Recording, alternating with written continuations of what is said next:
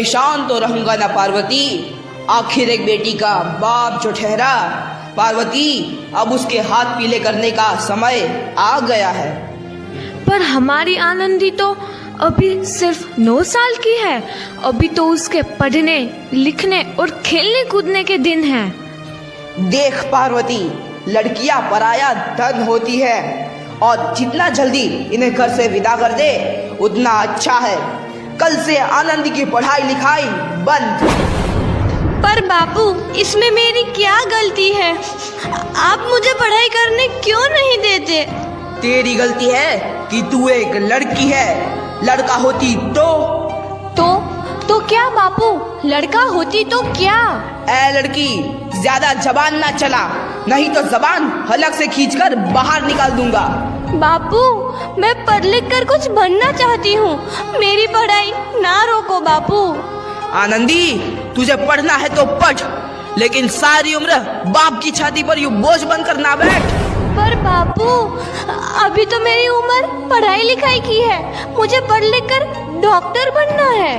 पढ़ाई पढ़ाई पढ़ाई, आज तो तेरी इन किताबों का काम तमाम करके ही छोड़ूंगा। ये ले।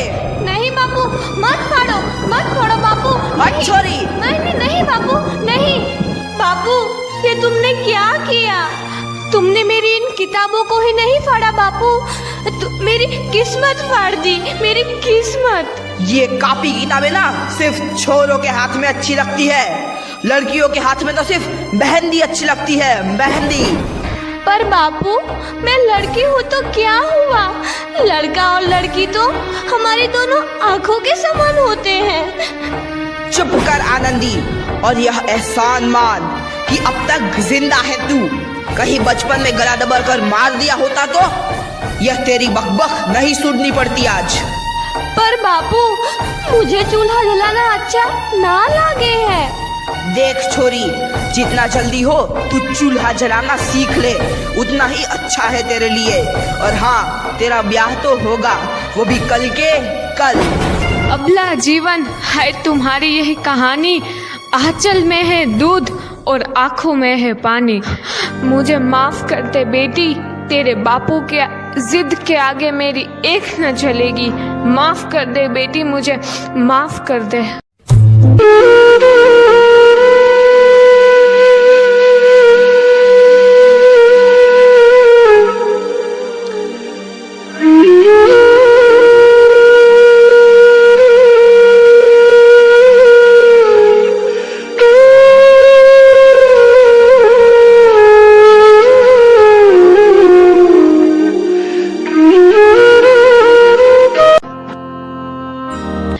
इस प्रकार मात्र 9 वर्ष की छोटी उम्र में आनंदी का विवाह गोपाल राव जोशी से हो गया।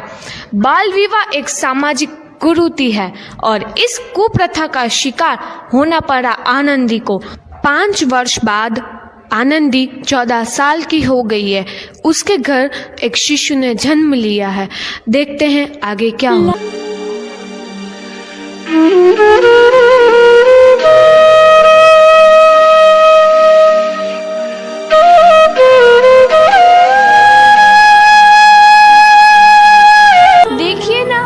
क्या हो गया है? इसका माथा तो अंगार की तरह तप रहा है। इससे तो बहुत तेज बुखार है। आप बिना कुछ भी बोलते हैं, दीजिए मुझे। माधव, जल्दी से वैद्य जी को बुला के लाओ। जी, अभी बुला के लाता हूँ। ये तुम क्या कर रही हो आनंदी? भगवान की विभूति लगा रही हूँ। बस करो आनंदी, ये सब अंधविश्वास है। अरे आप यकीन तो कीजिए, भगवान की कृपा से इसका माथा ठंडा हो रहा है और बुखार भी उतर गया है ना बाबू? देखिए, दीजिए मुझे। उठो बाबू, आंखें खोलो, तुम्हें तुम्हारी माँ बुला रही है। आंखें खोलो, देखिए ना इसे क्या हो गया है। आंखें भी नहीं खोल रहा। आंखें खोलो बेटा। आप चुप क्यों है? आंखें खोलो बेटा, आंखें खोलो। आनंदी, हमारा बेटा कभी आंखें नहीं खोलेगा। नहीं, ऐसा नहीं हो सकता। मेरे बेटे को मुझसे कोई नहीं छीन सकता, कोई कभी नहीं छीन सकता। पागल मत बनो आनंदी। माधव, माधव। आनंदी, बंद करो ये पागलपन। भगवान ने मेरा बच्चा छीन लिया। भगवान ने नहीं, तुम्हारी अशिक्षा और अंधविश्वास ने तुम्हारा बच्चा छीना है। अगर तुम पढ़ी लिखी होती तो आज हमारा शिशु जीवित होता। तुम अनपढ़ थे आनंदी, अनपढ़। नहीं, अब मैं अनपढ़ नहीं रहूंगी, नहीं रहूंगी मैं अनपढ़। मैं पढ़ूंगी ताकि कल किसी और आनंदी को इलाज के अभाव में अपना बच्चा ना खोना पड़े। शाबाश आनंदी, और यही तुम्हारे अपराध के लिए प्रायश्चित भी है। से दिखर, तू है नदी। आनंदी, तुम्हारी 12वीं का परिणाम आ गया है। तुमने पूरे कॉलेज में प्रथम स्थान अर्जित किया है। दिल खुश जहां तेरी तो आनंदी, तुम्हारी मेहनत रंग लाई है। तुम्हें शिक्षा वृत्ति मिली है। ये लो तुम्हारे अमेरिका जाने की टिकट। मुझे शिक्षा वृत्ति मिल गई, मैं अमेरिका जा रही हूँ। पर ये सब मैं अकेले कैसे कर पाऊंगी? आनंदी, अपने आप को इतना कमजोर क्यों समझ रही हो? फिर इतना पढ़ने लिखने का क्या फायदा? तुम अभी गवार की। गवार नहीं हूँ मैं अब गवार। को आनंदी अमेरिका के पेंसिल्वेनिया के लिए रवाना हुई और 3 साल बाद उन्होंने डॉक्टर ऑफ मेडिसिन की उपाधि प्राप्त कर ली। इधर आनंदी के पिता की तबीयत बहुत खराब है। आगे क्या होता है देखते हैं।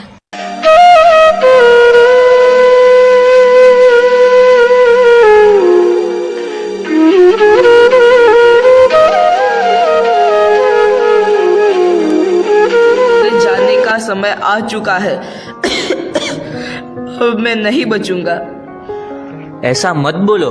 शहर के सिटी हॉस्पिटल में अमेरिका से डिग्री लेकर कोई बड़ा डॉक्टर आया है। एक बार वहां चलकर दिखा लेते हैं। हाँ, सही बोला भैया। कम से कम दिल को तसल्ली तो मिल जाएगी। हाँ हाँ, चलो चलो जल्दी हॉस्पिटल चलते हैं।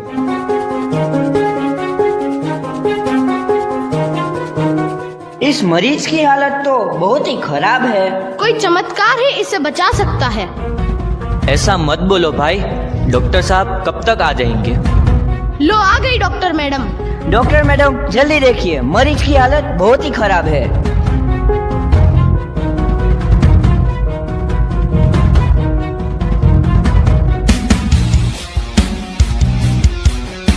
अब आप बिल्कुल ठीक हैं। मौत के मुंह से आपको बचाया है डॉक्टर मैडम ने। डॉक्टर साहब ने मुझे बचा लिया। मुझे मिलना है डॉक्टर साहब से।